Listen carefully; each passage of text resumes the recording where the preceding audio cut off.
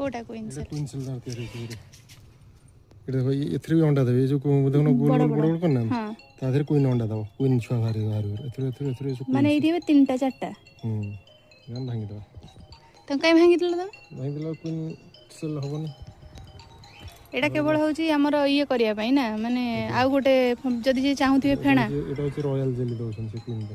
ओहो एटा royal jelly एथरे खाइले queen हो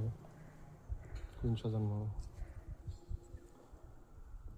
एंदी सब बॉक्स रे थिबो ए टाइम रे बाहर आ ए सीजन में फरवरी मार्च रे एटा हमर को बॉक्स रे बाहर कला फास्ट बॉक्स रे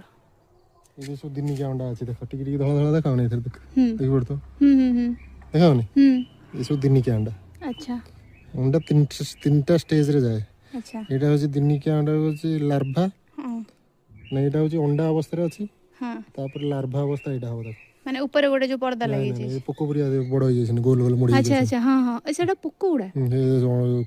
मोमोचे वे तो ओ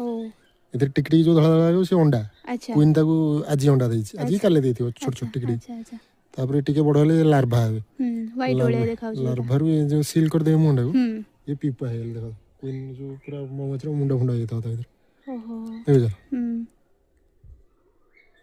एटा तापर पीपा हेले एंती काटी बाहर करियो एटा आजी बाहर जो काटी के माछी भारती माछ काटी